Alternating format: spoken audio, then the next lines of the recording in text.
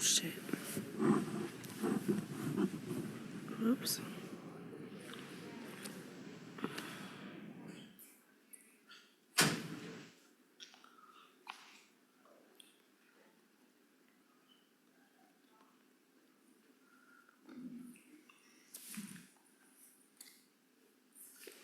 Now presenting CEO Yutan Uliel for Challenger Energy Group.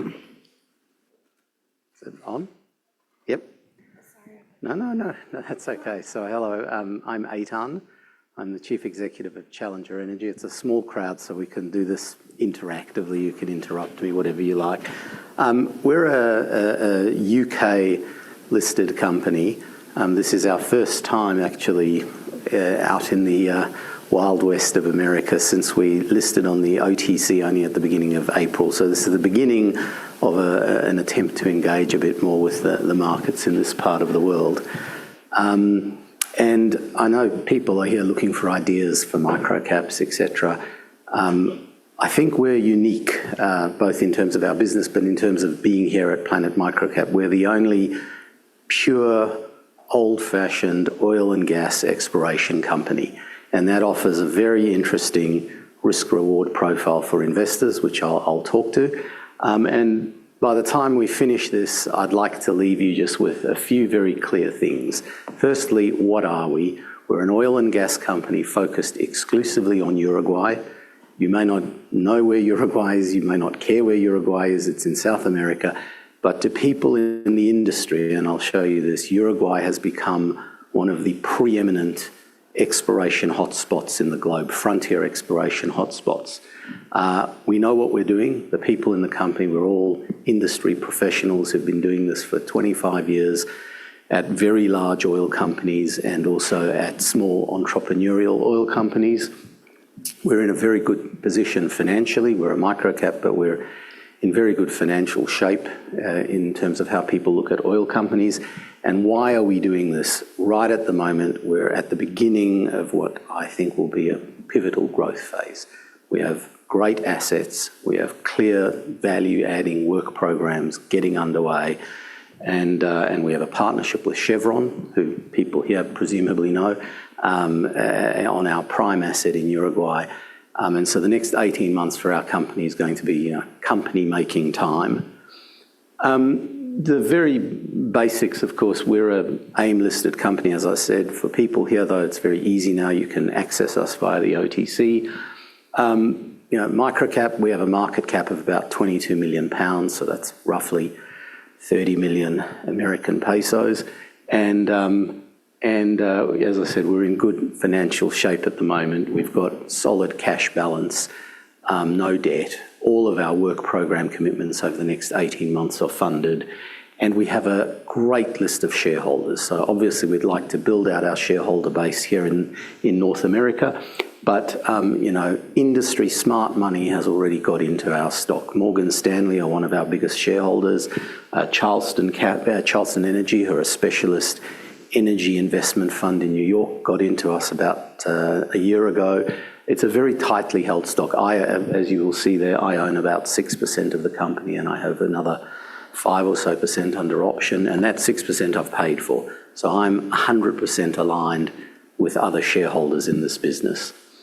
We have been the outstanding sector performer in our market in the UK for the last 6 months. So we've blitzed all of our peers. As I say, we're at the beginning of an inflection point. And it is our style as a company to just get on with things and do things. We don't promote ourselves too aggressively. We don't make promises we can't deliver. And we just get on with it and do what we say we're going to do. And I'm a big believer in that whole Warren Buffett thing of the market in the long term being a weighing machine. Sooner or later, these things, if you deliver the value, it gets reflected in your stock price. So what are we? 100% focused on Uruguay. Uruguay, now let me see if I can get technical here and use this pointer. Yes, Uruguay, the offshore acreage in Uruguay has in the last 3 years gone from being 100% unlicensed to being 100% fully licensed. And as you will see, every other license is held by an oil major. So whilst regular people don't know much about Uruguay, the industry certainly does.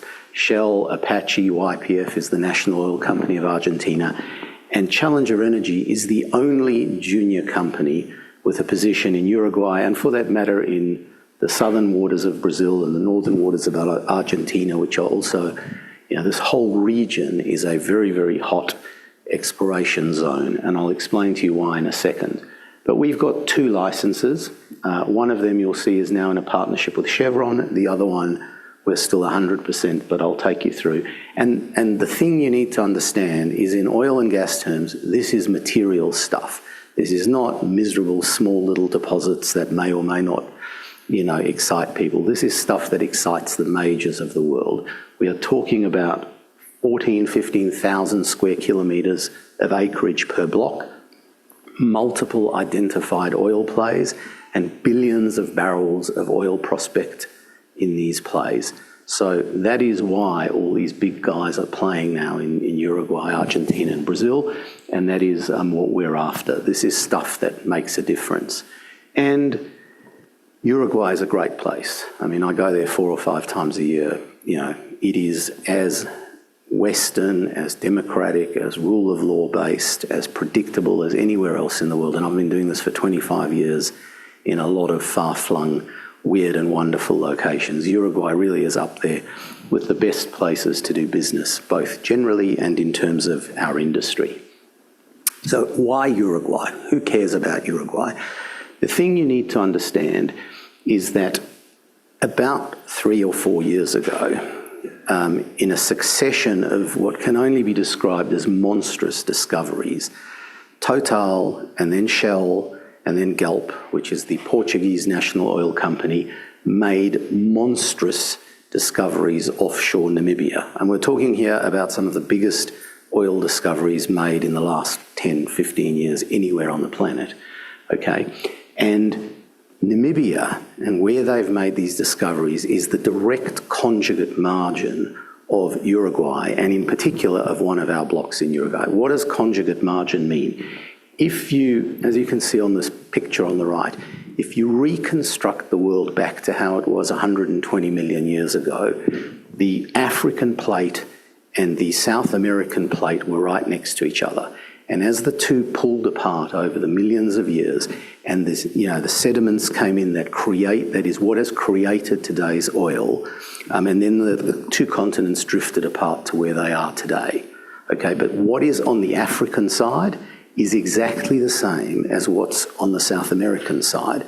And so when people made these big discoveries in Namibia, instantly, and this is what I'm saying, Uruguay, no one had looked at it, but instantly, and I'm talking in a matter of 3 months, the major companies swooped in there and picked up whatever they could because they know that what's on one side is likely to be on the other side. And now they're committing huge amounts of work to see if they can prove up the potential of Uruguay, southern Brazil, northern Argentina's waters in the same way as they have for Namibia. So that's why this has become exciting, at least in the industry.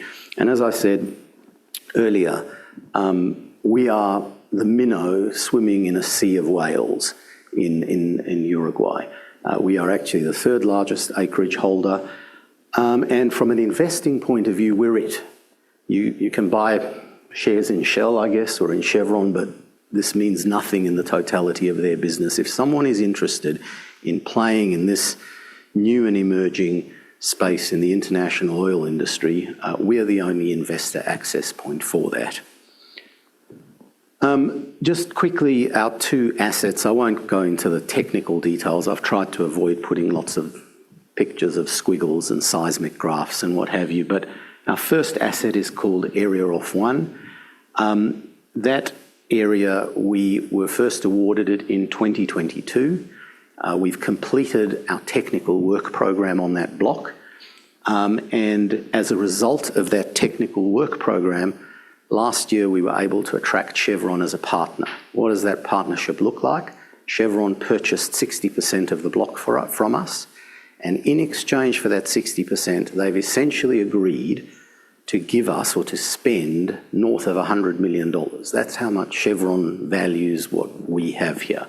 They gave us $12.5 million in cash, and they are fully funding the next phase of work on their and our behalf.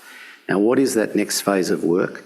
Towards the end of this year, they will commence shooting 3D seismic over the prospects of interest that we'd identified. And if that 3D seismic indicates what we think it will, then they will move forward to drilling an initial exploration well.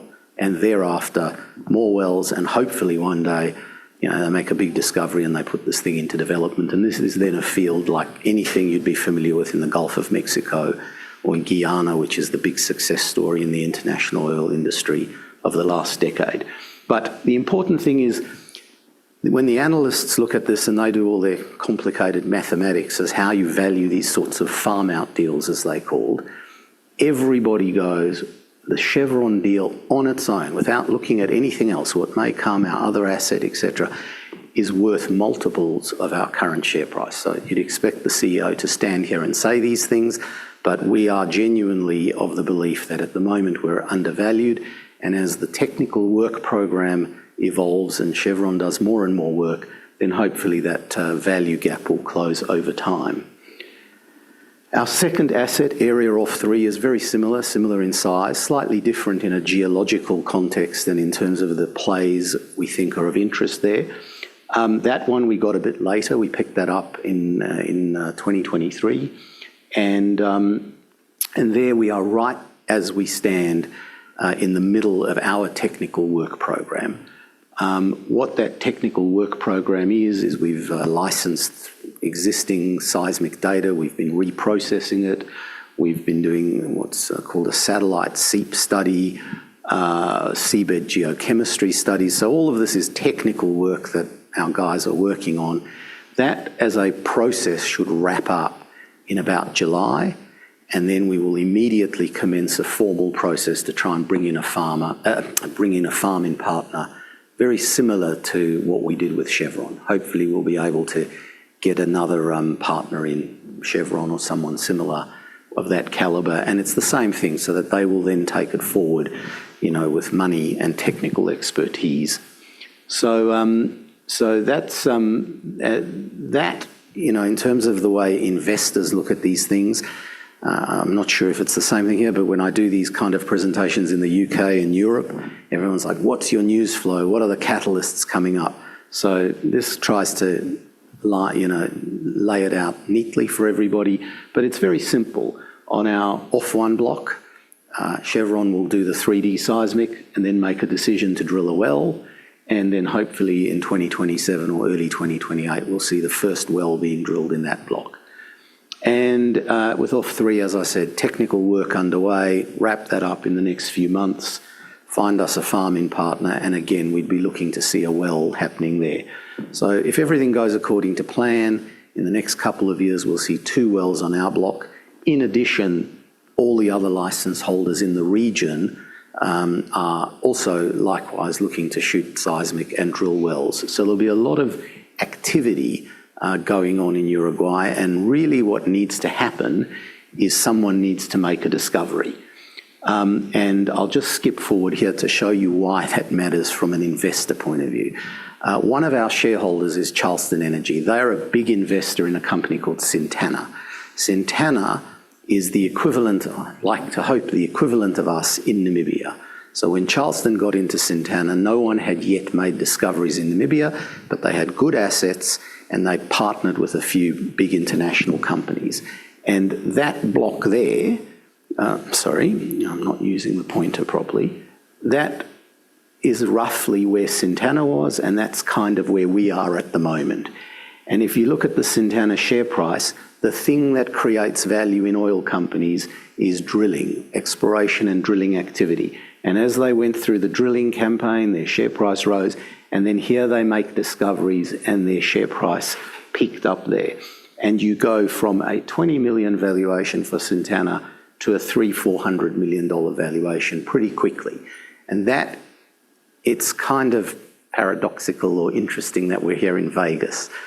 casino capital of the world. If you really want to know where the casino is, you come to the oil industry, because that is where you get these 10 to 20 for 1 payouts. Okay, it is high risk and high reward. If you don't find stuff, you don't find stuff. But if you do, there are very few other industries where you get this kind of profile, where you can see, $1 turning into $20 very quickly. So that's why I'm doing it. That's why I've done it for my entire career.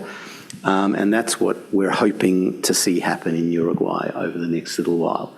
So I guess to conclude, what's our investment proposition, given this is a MicroCap investing get-together? Well, the first is, this isn't just some fancy idea and a bunch of maps and this is what we got.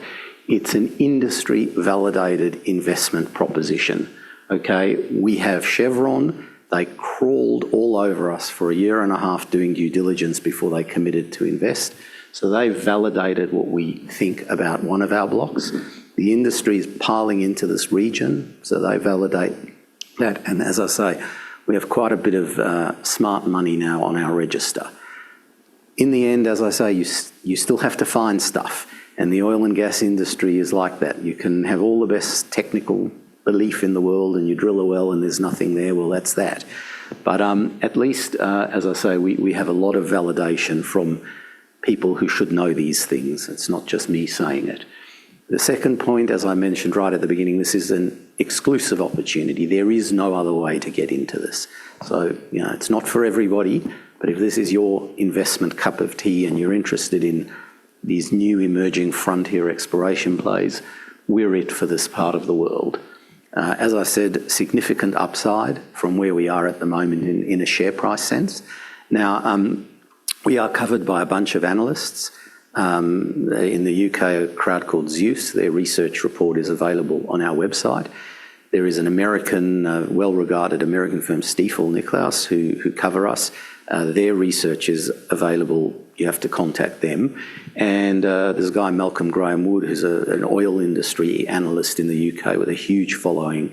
He covers us as well. And, you can read them all. They all are consistently of the view that where we are today is pretty, there's a fair amount of headroom upside. And it's clear how we get there. There is, as I said, with frontier oil and gas, the way you create value is through work, through seismic acquisition and then drilling wells. We have a clear plan of how those are going to happen on both of our blocks over the next couple of years. One of them is now funded through our arrangement with Chevron. Our work program on all 3 is funded and we're looking for a partner there. So, a clear route to how we unlock value over the next couple of years. So that's what I had to say. I mean, given it's a small room, if people have questions, and I think we still have 10 minutes or so. So I'm happy to. It's a... How are the blocks held? Is it a 10-year lease? And you just did a well? Yes. So, whole lease, or do they break it off? No. So in Uruguay, they tried very hard to make Uruguay an attractive place. It's a competitive global industry. It's a standard arrangement. You get a 4-year initial exploration period. Once you've completed that, you have the right to ask for another 3 years and then another 3 years. So you have a 10-year exploration period. Your work commitment steps up with each period. So the first we did, the second is what Chevron's going to do, and then the third will be more wells if they're happy with what they... At any time during that 10 years, you can apply for a production lease, and a production lease is for 40 years, I think, plus an option for another 20. So... Yes. There are certain, depending on, there is some relinquishment obligations towards the end of the exploration period, which means, if there are parts of the block that you think are not productive, you're obliged to kind of give them back. But if you want to apply for a production lease over the whole thing, you can. Also, I should say, this presentation with a lot of extra backup stuff is on our website, so you can dig it up and go through it. But I put a few slides in there about how the Uruguayan fiscal regime works for oil companies. It's second to none. They don't take anything. They don't charge you annual licensing fees. They don't charge you signature bonuses. You're not required to carry the state, which is almost unheard of in these sort of frontier places. Most places, the operators have to sort of essentially give a free 10 or 20% to the state. There's none of that. So it's a very, very straightforward regime. Whatever you find and produce, you get to keep, you pay your taxes, that's the end of the story. So, yeah, it's a very benign and supportive regime. Yes, sir. No. What ANCAP has is at the point of time that ANCAP, for everyone else, is the national oil company of Uruguay that is also the regulator. And they have the right at the point of a development decision to back into a 20% slice of the project. But they don't get it for free. They have to pay you back 20% of everything you've spent to that point in time, and they have to pay 20% of the forward costs.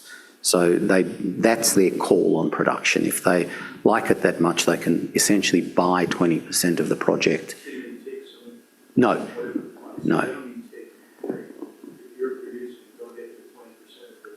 Yeah. No, there's no domestic use obligation, no call on anything. You're free to sell your production anywhere you want, anywhere in the world. So they have nothing. Again, you know, the guys at ANCAP, I've become quite good friends with them over the last 7 years we've been kicking around there. They sat down quite deliberately in 2016 and said, hey, we think we have something, but how do we get the international industry to come here? And this was before Namibia, before the big discoveries in Namibia. And they deliberately constructed a regime that's attractive. So no call on production, low taxes, you know, great license terms, ease of business there is unbelievable, and it's all part of that. No. Pure frontier. There's no production for that matter in, you know, southern Brazil, northern Argentina. The southern Brazil all got licensed up in the last 18 months. There are things happening, you know, seismic just over the border in Argentina, but no, nobody has cracked the code yet. For that matter, there's no production in Namibia really either. But the big success story is Guyana. So Guyana was this 10 years ago, and they've turned the taps on there in the last year or so, and it's a huge success. So, Aptian. No.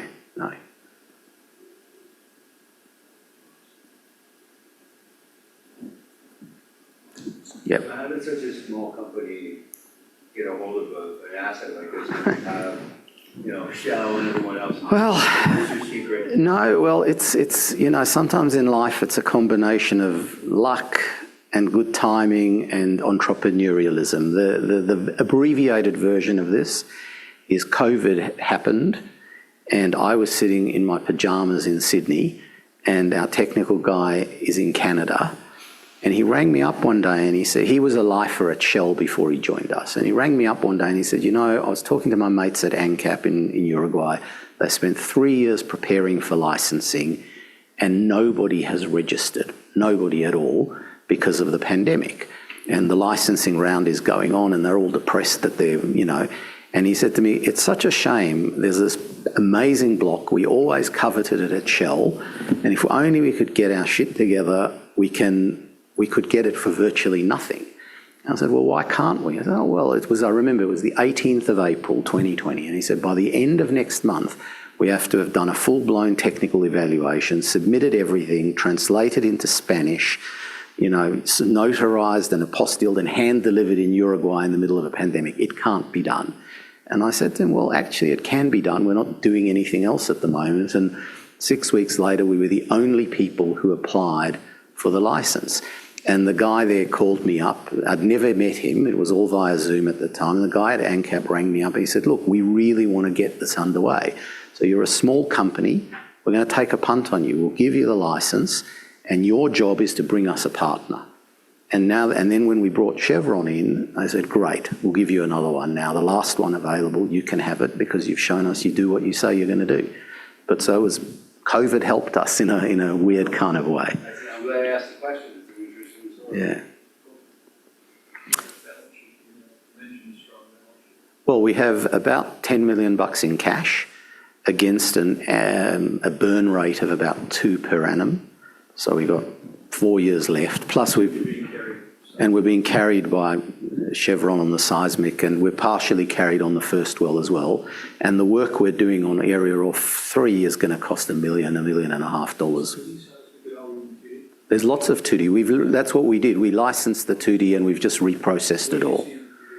On area off 1, I didn't bring the map, but with 3 big prospects from I'm being wound up. Reprocessed 2D and AVO analysis, 3 hitherto unidentified big prospects. Yeah. Water depth is about 800 meters. Depth to the target's 3,500, 3,700 meters. Yeah. It's easy drilling stuff in today's world. All right, I'm being told to wrap it up. If anyone wants more, I've got materials. I'm in the booth. Come and say hi. Thank you very much.